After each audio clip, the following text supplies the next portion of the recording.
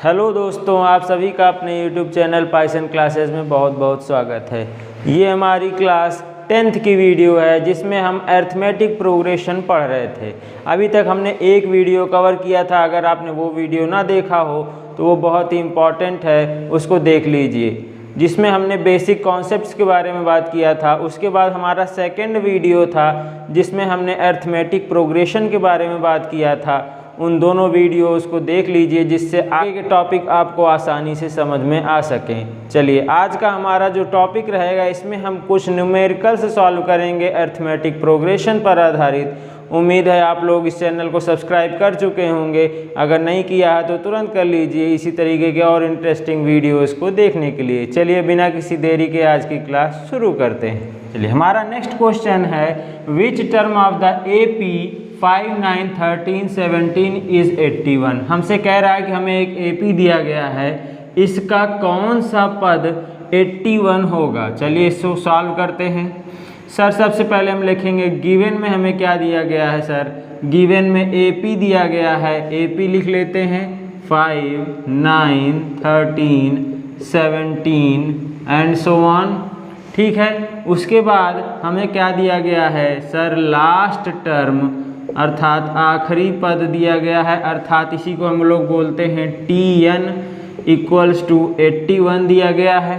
ये हमें दिया गया है। हमसे फाइंड करने के लिए क्या बोल रहा है, फाइंड करिए which term of the AP, अर्थात n का कौन सी वैल्यू होगी जिसके लिए 81 होगा, अर्थात n इक्वल्स टू हमसे फाइंड करने के लिए बोल रहा है। ठीक है, यहाँ तक कोई दिक्कत नहीं। अब इसको हम सॉल्व करना शुरू करते हैं। सर हमें AP दिया गया है, यहाँ से हम लोग कुछ लिखते हैं। सर AP में A इक्वल्स टू अर्थात फर्स्ट टर्म कितना है सर 5 है, यहाँ से हमने AP से लिखा।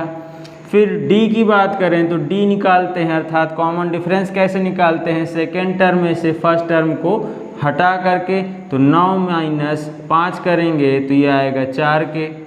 यहाँ तक कोई समस्या नहीं।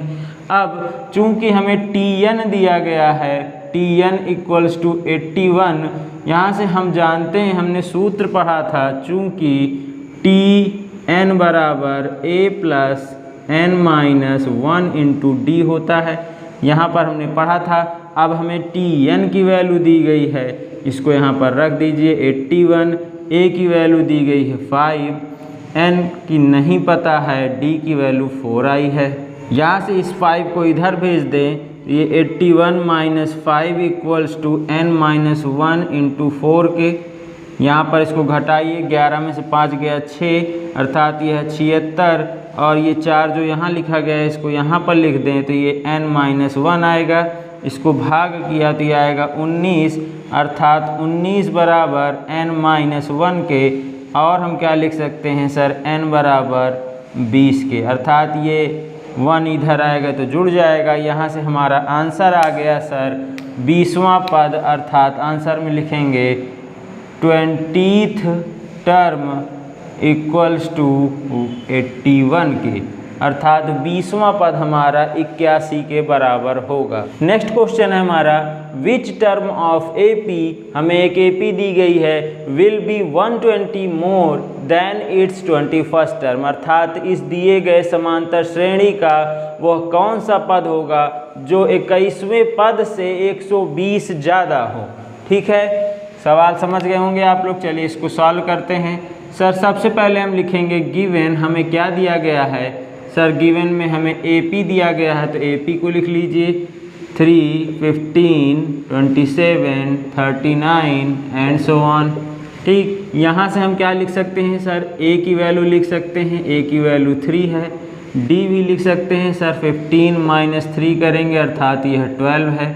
यहाँ से हम A और D लिख सकते हैं। ठीक है, उसके बाद क्या दिया गया है, will be 120 more than it's 21st term, अर्थात हमसे पूछ रहा है कि वह कौन सा पद है, हमें पद बताना है जो कि 120 ज़्यादा होगा 21वें पद से। यहाँ से हम लिख सकते हैं सर रिक्वायर्ड टर्म, अर्थात हमें जो टर्म चाहिए, आवश्यक पद जो हमें चाहिए वह क्या होगा, T21, अर्थात 21वें पद से 120 ज़्यादा होगा। ये हमारा उत्तर हमें चाहिए। ठीक है, अब हमें ये रिक्वायर्ड टर्म कब मिलेगा? जब हमें 21वां पद मिल जाए, उसमें 120 जोड़ देंगे। ठीक, चलिए इसको सॉल्व करते हैं। चूँकि t of 21 equals to a plus 21 minus 1 into D के, यहाँ पर हम जानते हैं tn बराबर होता है a plus n minus 1 into D, तो यहाँ t21 लिखेंगे।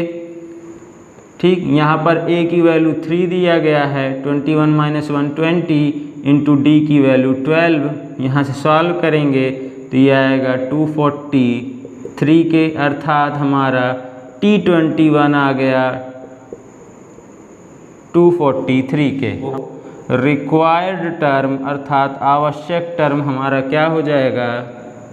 इक्वल्स टू 243 प्लस 120, इसको जोड़ दीजिए 3 4 2 6 2 1 3। यहाँ से हमारा रिक्वायर्ड टर्म तो 363 आ गया। ठीक है, रिक्वायर्ड टर्म की वैल्यू आ गई 363। हमसे पूछ रहा है रिक्वायर्ड टर्म अर्थात वह कौन सा पद है। तो चूँकि tn बराबर होता है a plus n minus 1 into D के, यहाँ से हमें tn ये पता चल गया है सर ये 363 के बराबर है। a की वैल्यू 3 है plus n minus 1 into D की वैल्यू 12 है। इसको सॉल्व करिए और n की वैल्यू निकालिए। यहाँ पर हम लोग लिख सकते हैं, ये 3 इधर आएगा तो घट जाएगा, 360 बचेगा और डिवाइडेड बाई 12 अर्थात n minus 1 equals to 360 divided by 12। ये सॉल्व करेंगे तो ये आएगा 30। यहाँ से n बराबर हम बता सकते हैं 31 के, अर्थात हमारा आंसर होगा n इक्वल्स टू 31, अर्थात 31वां पद जो होगा वो हमारा 21वें पद से 120 ज़्यादा होगा। नेक्स्ट क्वेश्चन है हमारा, हमसे पूछ रहा है how many terms are in the given AP, अर्थात दिए गए एपी में कितने पद हैं, हमें पदों की संख्या पता करनी है। चलिए, अर्थात हमें n बराबर निकालना है कि n की वैल्यू क्या होगी। सर यहाँ पर गिवन है, गिवन में एपी दिया गया है हमें 7 11 15 ऐसे ही करके 139। यहाँ पर हम लिखेंगे हमें क्या है दिया है, a बराबर 7 दिया है। d अगर हम निकालें तो 11 माइनस 7 इक्वल टू 4 के, अर्थात d की वैल्यू 4 है, a की वैल्यू 7 है। लास्ट टर्म अर्थात tn इक्वल्स टू l से भी डिनोट करते हैं, ये 139 के है। इतना चीज़ हमें दिया गया है, फाइंड करना है। फाइंड n इक्वल्स टू पता करना है कि अर्थात इसमें कुल कितने पद हैं। चलिए इसको सॉल्व करते हैं। हमें ये चीज़ दिया गया है, हम इसी सूत्र से शुरू करेंगे। चूँकि t ऑफ n बराबर होता है a plus n minus 1 into D के, यहाँ पर tn हमें दिया गया है 139 इक्वल्स टू a की value 7 n minus 1 into D की वैल्यू 4 है। यहाँ से इसको इधर बुलाएंगे तो ये 139 minus 7 upon 4 equals to n minus 1 के, इसको सॉल्व करें 9 में 7 गया 2 अर्थात 132 बटे 4 इक्वल्स टू n माइनस 1। इसको सॉल्व किया तो ये आएगा 33 और हम कह सकते हैं n की वैल्यू हो जाएगी 34 की। कुल मिलाकर के यहाँ 34 पद हैं, अर्थात हमारा आंसर होगा 34। चलिए नेक्स्ट क्वेश्चन है हमारा, find the middle term of AP. हमें एक एपी दिया गया है, उसका कह रहा है मध्य पद पता करिए, अर्थात ऐसे एपी सीरीज लिखें, उसका सबसे बीच वाला पद कौन सा होगा। चलिए हमें क्या दिया गया है, गिवन एपी दिया गया है सर, ये है 213 205 197 से लेकर के 37 तक। अब यहाँ से हम कुछ डिटेल्स लिखेंगे जो हमें दिया गया है। सर a की वैल्यू 213 है, लास्ट टर्म अर्थात tn हमें दिया गया है 37 के, d अगर हम निकालें तो 205 माइनस 213 करेंगे तो ये आएगा -8। यहाँ से हमने 3 चीज़ें निकाल ली, ये a लास्ट टर्म और d। ठीक है, अब हमें पूछ रहा है मिडिल टर्म पूछ रहा हो, अर्थात मिडिल टर्म ऑफ एपी क्या होगा ये हमें निकालना है। ठीक है, चलिए इसको सॉल्व करते हैं। जो हमें दिया गया है n वां पद यहीं से शुरू करेंगे, चूँकि Tn बराबर हम जानते हैं a plus n minus 1 into D होता है। ठीक है, यहाँ पर हमें Tn दिया गया है 37, अर्थात मिडिल टर्म निकालने के लिए हमें पहले पता तो हो कि कुल कितने पद हैं। यहाँ से हम कुल पदों की संख्या अर्थात n की वैल्यू पता करेंगे। a बराबर दिया है 213 plus n minus 1 into D की वैल्यू -8 के। यहाँ से इसको इधर बुलाएंगे तो ये हो जाएगा 37 minus 213 upon -8 equals to n minus 1 के। यहाँ से इसको सॉल्व करिए तो ये माइनस माइनस कैंसिल हो जाएगा, अर्थात ये 8 दूनी 16, 8 दूनी 16 अर्थात 22 आया। n माइनस 1 बराबर 22 के और n बराबर 23 के। ठीक, यहाँ पर हमने पदों की संख्या निकाल ली सर, टोटल पदों की संख्या 23 है। चलिए जानते हैं हम जब n बराबर 23 अर्थात यह एक विषम संख्या है तब हमें मिडिल टर्म लिखना हो, चूँकि n equals to odd then middle term, जो मिडिल टर्म होता है हमारा equals to n plus 1/2th term होता है। ये फॉर्मूला हम याद रखेंगे, जब भी n की वैल्यू ऑड हो तो हमें अगर मिडिल टर्म पूछेगा तो वो होगा n प्लस 1/2th टर्म, अर्थात n की वैल्यू 23 है। 23 प्लस 1/2 करेंगे तो ये आएगा 12th टर्म, अर्थात 12वां पद जो होगा वही हमारा मिडिल टर्म होगा। ठीक, यहाँ से 12वां पद तो हमने निकाल लिया मिडिल टर्म होगा। अब 12वें पद का मान क्या होगा सर, a प्लस 11d होता है। यहाँ पर a की वैल्यू है 213 प्लस 11 इंटू -8, इसको सॉल्व करेंगे 213 माइनस 88 घटाएंगे अर्थात 125, यही हमारा लास्ट आंसर होगा। अर्थात हमसे 12वां पद मिडिल टर्म हमारा 12वां पद होगा जिसकी वैल्यू 125 होगी। इस तरीके की सवाल में जब भी हमसे मिडिल टर्म पूछेगा तो हमें पदों की संख्या पता करनी है, अर्थात कुल कितने पद हैं। अगर पदों की संख्या हमारी ऑड आ रही है तो हमारा मिडिल टर्म जो होगा n प्लस 1/2th टर्म से दिया जाएगा। नेक्स्ट क्वेश्चन है हमारा, which term of AP is the first negative term. हमें एक AP दिया गया है, इसका पहला नेगेटिव टर्म क्या होगा हमसे पूछ रहा है। सर हमें जो दिया गया है उसको लिख लेते हैं। गिवन में है, गिवन AP हमारा है 24, 21, 18, 15 एंड सो ऑन के। यहाँ से हम कह सकते हैं सर A बराबर 24 है, D बराबर 21 माइनस 24 इक्वल्स टू -3 के। यहाँ से हमने A की वैल्यू निकाल ली और D की वैल्यू निकाल ली। हमसे पहले कह रहा है कि इसका पहला कौन सा पद ऐसा है जो निगेटिव होगा। सर इसके लिए चूँकि first term is negative then T of n should be less than 0, अर्थात जो हमारा nवां पद है उसकी वैल्यू लेस देन 0 होनी चाहिए। वही तो ये कह रहा है कि वह कौन सा पद है जिसकी वैल्यू लेस देन 0 है अर्थात नेगेटिव है। तो हम लोग यहाँ से Tn निकाल देंगे, चूँकि Tn बराबर a plus n minus 1 into D, और इसको छोटा कर देंगे 0 से, अर्थात यह 0 से छोटा होना चाहिए। चलिए इसको सॉल्व करते हैं। यहाँ से a बराबर 24 plus n minus 1 into D, D की वैल्यू -3 है, इसको लेस देन 0 होना चाहिए। यहाँ से सॉल्व करिए 24 minus 3n minus minus plus 3 less than 0 के। यहाँ इन दोनों को जोड़ेंगे तो ये आएगा 27 minus 3n should be less than 0 के। यहाँ पर -3n है, अगर हम दोनों तरफ +3n कर दें तो ये 27 लेस देन 3n के, अर्थात 3n यहाँ पर हम कहेंगे n की वैल्यू जो है वह बड़ी होनी चाहिए 9 से। तो यहाँ से हम कह सकते हैं so n equals to 10 is the first negative term, अर्थात हमारा पहला नेगेटिव टर्म जो होगा वह 10वां पद होगा, अर्थात n की वैल्यू 9 से बड़ी, अर्थात 9 पद तक तो हमारे पॉजिटिव होंगे, 10वां पद जो हमारा होगा वो पहला नेगेटिव टर्म होगा।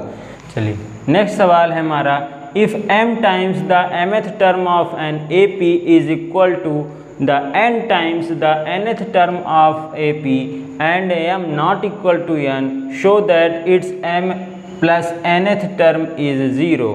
चलिए यहाँ पर कहना क्या चाह रहा है कि कोई हमें एक AP दिया गया है, if m times the mth term अर्थात mth टर्म का m गुना जो है AP का nth टर्म के n गुने के बराबर होता है और यहाँ पर m की वैल्यू n के बराबर नहीं है, तो आपको दिखाना है कि m प्लस nवां पद जो होगा उसका मान 0 होता है। चलिए यहाँ पर गिवन जो दिया गया उसको लिख लेते हैं। m times the mth term अर्थात t of m into m, देखिए ये कहना यही चाह रहा है m times the mth term equal to the n times the nth term के, ये हमें दिया गया है अर्थात m time tm equal to n time tn के। ठीक, और क्या दिया गया है m not equals to n के, तो आपको दिखाना है then show t of m plus n equals to 0 के, हमें यह दिखाना है। ठीक है, चलिए इसको हम लोग सॉल्व करते हैं। चूँकि t ऑफ m जो होता है यह होता है a plus m minus 1 into D के, यहाँ पर a और d हम लोग जानते हैं कि ये फर्स्ट टर्म होता है और d कॉमन डिफरेंस होता है। इसको आप लोग लिख लेंगे कि here a equal to first term and d equals to common difference. tn अगर हम लिखें tn बराबर होता है a plus n minus 1 into D के, यहाँ से हम लोग tm और tn का वैल्यू यहाँ उठाकर रख दें, so m into a plus m minus 1 into D equals to जो है हमारा यहाँ पर दूसरा ब्रैकेट लगा देते हैं equals to n times tn के अर्थात a plus n minus 1 into D के। यहाँ तक कोई समस्या नहीं। चलिए इसको सॉल्व करते हैं।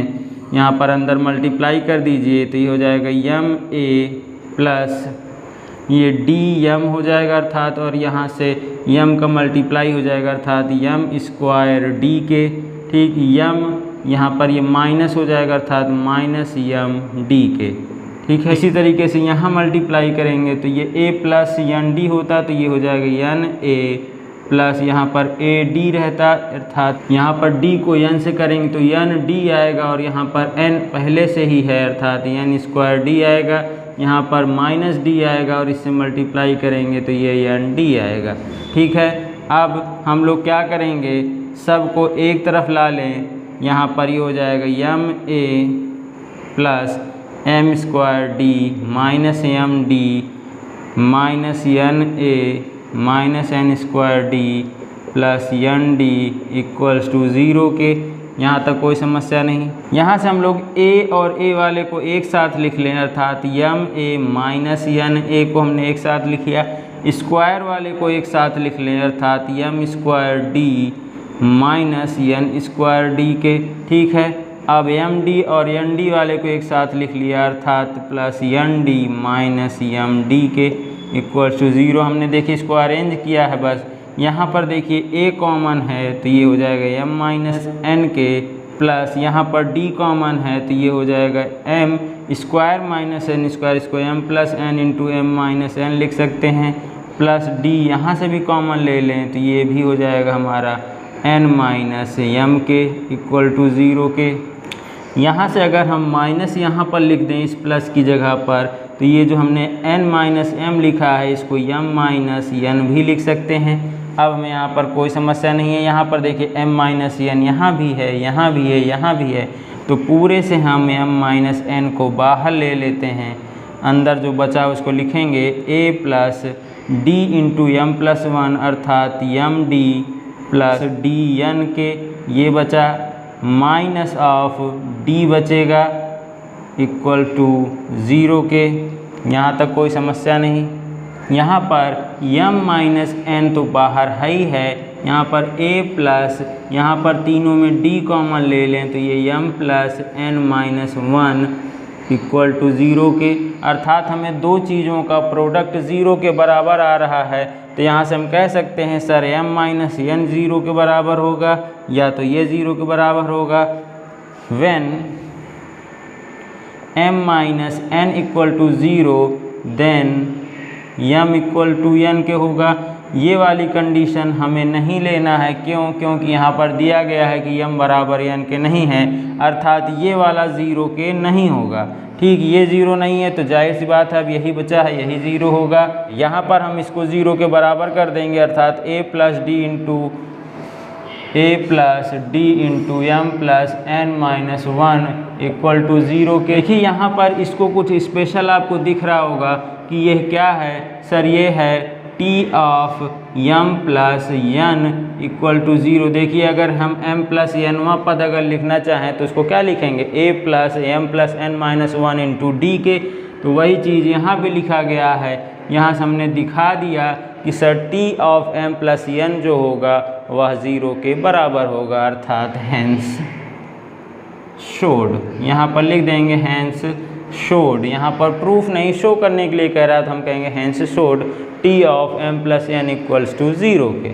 चलिए नेक्स्ट क्वेश्चन है हमारा, if 7 times the 7th term of an AP is equal to the 11 times the 11th term then what will be its 18th term. अर्थात हमसे कह रहा है कि सर किसी AP का 7वां टर्म का 7 गुना जो है वो 11वें टर्म के 11 गुने के बराबर है, तो हमसे पूछ रहा है इसका 18वां टर्म क्या होगा। अभी हमने पीछे एक सवाल हल किया था, सेम उसी तरीके का है। यहाँ पर m की वैल्यू 7 है, n की वैल्यू 11 है, m plus n equals to 18 भी हो रहा है, अर्थात यहाँ पर इसका आंसर 0 आएगा। जब भी हमें इस तरीके की सवाल मिले ऑब्जेक्टिव में तो हमें इस थ्योरम को याद रखना है कि if m times the mth term of an AP is equal to the n times the nth term of AP then its m plus nth term equals to 0 के। चलिए यहाँ पर इसको हम सॉल्व करके भी दिखा देते हैं कि यह 0 के बराबर आएगा। चलिए यहाँ पर दिया गया है t of 7 into 7 equals to 11 into T of 11 के, ये हमें दिया गया है। चलिए यहीं से लेकर के शुरू करते हैं। सर t ऑफ 7 अगर लिखना चाहें तो a प्लस 6d लिख सकते हैं इंटू 7 के बराबर, इसको a प्लस 10d लिख सकते हैं इंटू 11 के। यहाँ पर इसको सॉल्व करिए, 7a plus 42d equals to 11a plus 110d। सबको एक तरफ बुला लीजिए तो ये हो जाएगा 11a minus 7a plus 110d minus 42d equals to 0 के। हमने इन सबको एक तरफ कर लिया है। अब यहाँ पर घटाएंगे तो यह आएगा 4a, इसमें से घटाइए 10 में से 2 गया 8, यहाँ पर बचेगा 10, 10 में से 4 गया 6 इक्वल्स टू 0 के। यहाँ पर दोनों में से 4 कॉमन ले लीजिए तो ये आएगा a plus 17d equals to 0 के। ठीक, यहाँ तक हमें समझ में आ गया। सर ये क्या होता है a प्लस 17d, चूँकि t ऑफ 18 इक्वल्स टू होता है a प्लस 17d, तो यहाँ से हम रख सकते हैं t ऑफ 18 इक्वल्स टू 0 के। हमारा आंसर होगा सर 18वां पद, अर्थात t18 जो होगा उसका मान 0 आएगा। देखिए हमें ऑब्जेक्टिव में अगर लगाना होता तो हमें इससे याद रखना होगा दिमाग में थोड़ा कि m times the mth term equals to n time the nth term then m plus nth term equals to 0 के। मैंने आपको इसीलिए एक न्यूमेरिकल वैल्यू भी लगा कर दिखा दिया है कि इस तरीके के सवाल का आंसर 0 आएगा। नेक्स्ट क्वेश्चन है हमारा, in a given AP if pth term is equal to q and qth term equal to p then show that it's nth term is p plus q minus n के। यहाँ पर ये बहुत ही अच्छा सवाल है। हमसे कह रहा है कि एक AP में यदि pवां पद जो है वह q के बराबर, अर्थात t ऑफ p जो है वह q के बराबर है एंड t ऑफ q जो है वह p के बराबर है। यहाँ पर pवां पद q के बराबर हो और qवां पद p के बराबर हो तो दिखाना है आपको show that it's nth term अर्थात Tn equals to P plus Q minus N के होगा। ये आपको शो करके दिखाना है। चलिए हम लोग इसको सवाल को हल करते हैं। जो हमें दिया गया है वहीं से शुरू करते हैं। चूँकि T ऑफ P जो होता है वह A plus P minus 1 into D के होता है और इसकी वैल्यू Q दी गई है, इसको इक्वेशन 1 नाम दे दीजिए। T ऑफ Q जो है वह A plus Q minus 1 into D होता है, इसकी वैल्यू P दी गई है, इसको इक्वेशन 2 नाम दे दीजिए। अब हम क्या करेंगे, यहाँ पर ऑन सब्ट्रैक्टिंग यहाँ पर लिखेंगे इक्वेशन, यहाँ पर हम लोग चाहे इसमें से क्या करें 1 में से 2 को घटा दें, इक्वेशन 2 फ्रॉम 1 के। यहाँ पर 2 में से 1 को घटाएंगे तो ये आएगा, यहाँ पर माइनस साइन, यहाँ माइनस, यहाँ माइनस, यहाँ पर माइनस। यहाँ पर लिख सकते हैं sir TP minus TQ equals to A minus A, ये दोनों कैंसिल हो जाएगा। यहाँ पर बचेगा D, अगर हम कॉमन ले लें ये होगा P minus 1 minus Q plus 1 equals to Q minus P के। ठीक है, यहाँ तक कोई समस्या नहीं। अब इसको हम लोग सॉल्व करेंगे तो यहाँ पर देखिए माइनस 1 प्लस 1 कैंसिल हो जाएगा, ये होगा D of P minus Q equals to, यहाँ पर अगर माइनस कॉमन ले लें तो ये भी P माइनस Q लिख सकते हैं। अब देखिए ये दोनों कैंसिल हो जाएगा, यहाँ से D की वैल्यू आ गई माइनस 1 के। यहाँ से D की वैल्यू किसी भी इक्वेशन में रख करके हम लोग A की वैल्यू निकाल लेंगे। तो put D equals to minus 1 in equation 1 के, हम लोग इक्वेशन 1 में रख देते हैं। तो सर यहाँ पर A plus P minus 1 into minus 1 equals to Q के, और इसको क्या लिख सकते हैं सर A बराबर, ये Q तो है ही है, ये देखिए माइनस है इधर आएगा तो प्लस हो जाएगा, अर्थात P माइनस 1 के। यहाँ से हमारा A बराबर आ गया P प्लस Q माइनस 1 के। हमें 2 चीज़ें मिल गई। अब हमसे क्या पूछ रहा है, हमसे n वां पद कह रहा है, तो मैं यहाँ पर लिख दे रहा हूँ, चूँकि T ऑफ n बराबर होता है A plus n minus 1 into D के। आप लोग यहाँ के बाद यहाँ सॉल्व करेंगे, Tn बराबर A plus n minus 1 into D होता है। यहाँ से हमारी A की वैल्यू रख दीजिए Q plus P minus 1 plus n minus 1 into minus 1 D की वैल्यू भी रख देते हैं। यहाँ से सॉल्व करते हैं तो सर इसको सॉल्व करेंगे, आएगा Q प्लस P माइनस 1, ये माइनस n प्लस 1 आएगा, ये प्लस 1 माइनस 1 कैंसिल हो जाएगा, अर्थात ये आएगा Q plus P minus n के, अर्थात Tn बराबर P plus Q minus n के। देखिए यही हमें दिखाना था, यही हमें यहाँ पर शो करना था। यहाँ पर लिखेंगे हेंस शोड, यहाँ पर दिखा दिया गया कि सर Tn बराबर Q plus P minus n होता है। देख लिए नेक्स्ट क्वेश्चन है हमारा, if Pth Qth and Rth term of an AP be A, B, C respectively, then show that A into Q minus R plus B into R minus P plus C into P minus Q equal to 0 के। आपको दिया गया है कि Pth Qth और Rth term किसी AP के A, B, C है। आपको दिखाना है कि यह इतना जो है 0 के बराबर होगा। चलिए इसको हम लोग सॉल्व करते हैं। चलिए यहाँ पर जो दिया गया उसे लिख लेते हैं। सर T ऑफ P बराबर दिया गया है A के, T ऑफ Q बराबर दिया गया है B के, एंड T ऑफ R बराबर दिया गया है C के। यहाँ पर हमें 3 चीज़ें दी गई हैं। अब देखिए अभी तक हम लोग पहले पद को A मानते थे, तो यहाँ भी A दिया गया तो हमें कन्फ्यूज़न हो जाएगा। तो यहाँ पर हम लोग मान लेंगे let first term of an AP equals to x के। यहाँ पर हम लोग x मान लेंगे पहले टर्म को। कॉमन डिफरेंस जो है उसको D ही रहने देते हैं, यहाँ पर D ऊपर तो है नहीं कहीं। ठीक, अब यहाँ पर हम लिखेंगे चूँकि T ऑफ P बराबर x plus P minus 1 into D के इक्वल्स टू, इसको बराबर लिख सकते हैं सर A के। ये हमें दिया गया है T ऑफ P बराबर A है, अर्थात x plus P minus 1 into D equals to A के। यहाँ इसको इक्वेशन 1 नाम दे दीजिए। टी ऑफ क्यू बराबर लिखेंगे तो x plus Q minus 1 into D equals to B के, इसको इक्वेशन 2 नाम दे दीजिए। टी ऑफ r बराबर x plus r minus 1 into D equal to C के, इसको इक्वेशन 3 नाम दे दीजिए। अब हमें क्या चाहिए, a into Q minus R चाहिए। सर यहाँ पर केवल a है, अगर हम इसमें मल्टीप्लाई कर दें, multiply by Q minus R से, यहाँ पर इक्वेशन 1 में q माइनस आर से मल्टीप्लाई कर दें, इक्वेशन 2 में r माइनस पी से multiply by r minus P, इसी तरीके से इसमें multiply by p minus Q से। देखिए हमें जो सवाल में आवश्यकता थी उसी अनुसार हमने इस समीकरण को बना लिया है।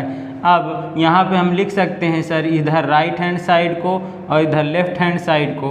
यहाँ से पूरे में जब हम मल्टीप्लाई करेंगे q माइनस आर से, तो पहले हम लोग इधर वाला लिख ले रहे हैं। अब क्या करें हम, ऐड ऑल द 3 इक्वेशंस, जो तीनों न्यू इक्वेशन हमें मिलेंगे उन सभी को क्या करें हम आपस में जोड़ दें, क्योंकि यहाँ पर हमें प्लस करना है। तो यहाँ पर हम लिख सकते हैं a into Q minus R plus b into R minus P plus c into P minus Q equal to, अब हमारा राइट हैंड साइड में क्या आ रहा है सर, यहाँ पर जब हमने मल्टीप्लाई किया तो ये तो हमने लिख लिया।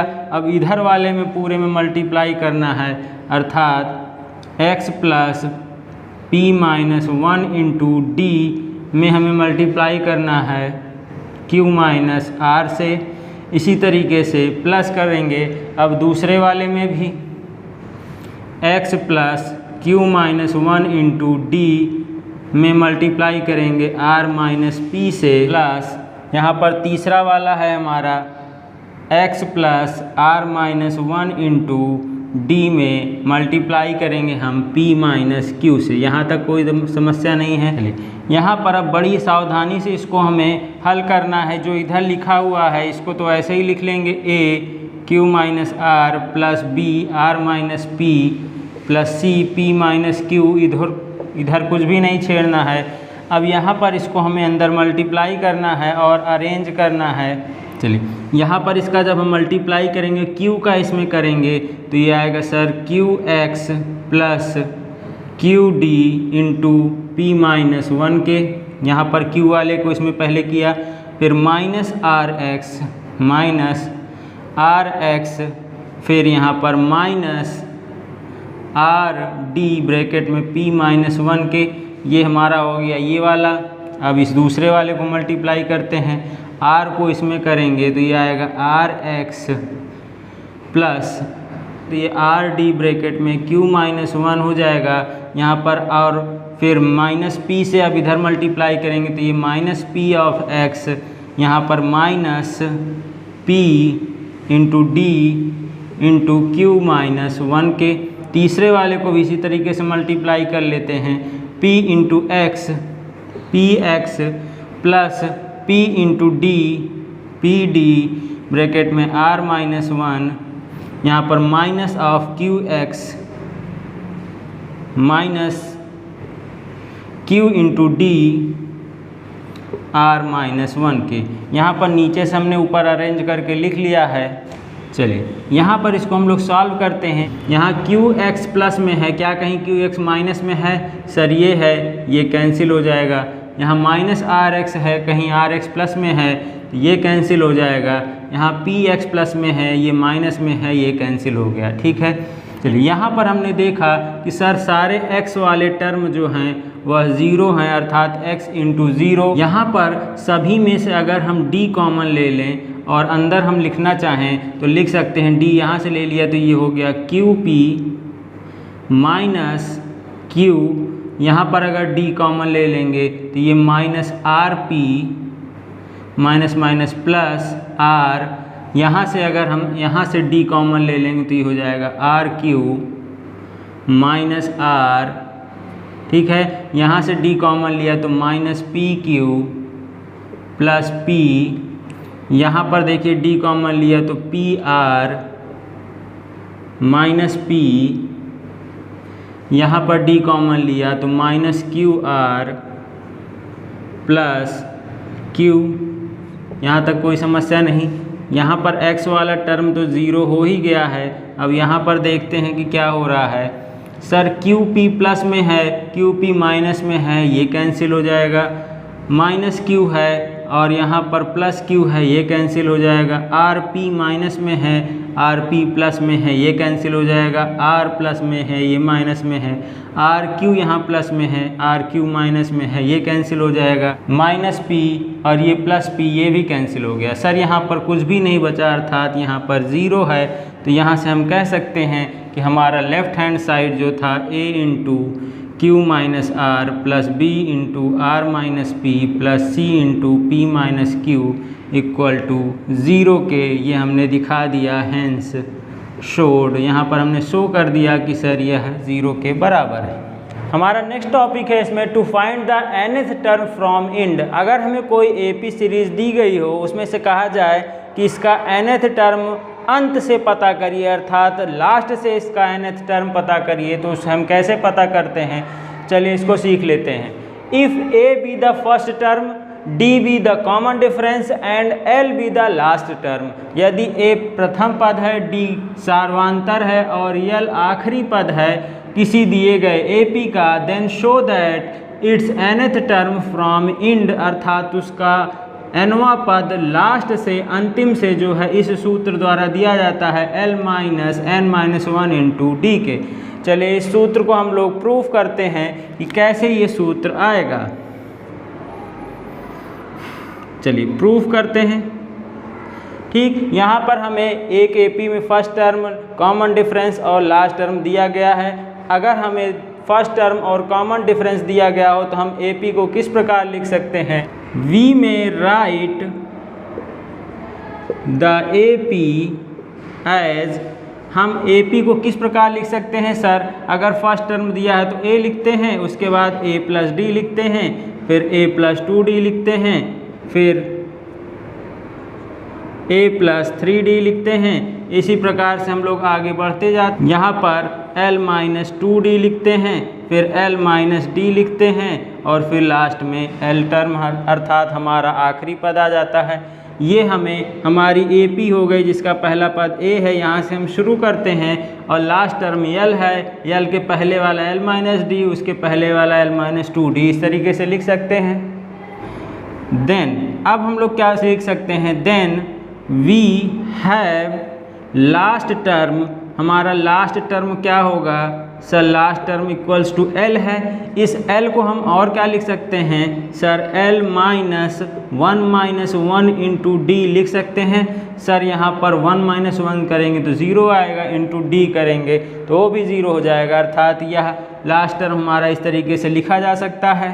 फिर हम लोग सेकेंड टर्म फ्रॉम इंड, अर्थात हमें लास्ट से सेकेंड टर्म लिखना हो तो उसको कैसे लिख सकते हैं सर, L माइनस डी दिया गया है, इसको हम लोग लिख सकते हैं L minus 2 minus 1 into D के लिख सकते हैं। इसी तरीके से थर्ड टर्म फ्रॉम इंड, अर्थात लास्ट से हमें थर्ड टर्म लिखना हो तो L माइनस 2d लिख सकते हैं, यहाँ से L minus 3 minus 1 into D के। देखिए यहाँ पर हमने एक श्रृंखला बना ली। इसी तरीके से हम अगर आगे लिखते जाएंगे तो हमें लास्ट टर्म को भी लिख सकते हैं सर, यहाँ से nth टर्म फ्रॉम इंड, अर्थात लास्ट से हमें अगर इसी तरीके से nth टर्म लिखना हो तो सर देखिए यहाँ 3 है तो यहाँ माइनस 2d है, यहाँ 2 है तो यहाँ माइनस d, अर्थात यहाँ जो होगा उससे 1 कम होगा, अर्थात L माइनस यहाँ पर n माइनस 1, अर्थात यहाँ पर n है तो उससे कम इंटू डी के। यही हमारा फार्मूला निकल कर आ रहा है nth टर्म फ्रॉम इंड का, अर्थात हमने इसको सिद्ध कर दिया है, हैंस प्रूव्ड। ठीक, हमारा सूत्र निकल कर आ गया कि अगर हमें किसी एपी में लास्ट से हमें पदों का पता लगाना हो कि अंतिम से बताइए कि कौन 20वां पद क्या है, 40वां पद कौन सा है, तो हम लोग इस सूत्र का प्रयोग करके डायरेक्ट बता सकते हैं sir L minus n minus 1 into D. आइए इस पर हम लोग एक उदाहरण देखते हैं। हमने यहाँ पर सूत्र लिख लिया है L minus n minus 1 into D के। इस पर हम लोग एक सवाल देखते हैं, find the 11th term of AP from end, अर्थात इसका 11वां पद शुरू से नहीं आखिरी से पता करिए कि इसका 11वां पद कौन सा होगा। सर यहाँ पर हमें दिया गया है given a equals to 10, d अगर हम निकालें तो 7 माइनस 10 करेंगे तो ये -3 आएगा। यहाँ पर l की वैल्यू भी दी गई है -62 के। हमें ये सब चीज़ें दी गई है तो फाइंड क्या करना है, 11th टर्म फ्रॉम इंड, अर्थात 11वां पद हमारा आखिरी से क्या होगा। हम जानते हैं फॉर्मूला, चूँकि nth टर्म फ्रॉम इंड अर्थात अंत से nवां पद हमें निकालना हो तो L minus n minus 1 into D होता है। यहाँ पर हम लोग लिख देंगे 11th term from end equals to आखिरी पद -62 है माइनस 11 माइनस 1 इंटू डी की वैल्यू -3 है। इसको सॉल्व कर दीजिए, ये 11 में से गया 10 और ये माइनस माइनस प्लस हो जाएगा, 10 इंटू 3 करेंगे तो 30 आएगा। इसमें से इसको घटाएंगे तो ये आएगा -32 के।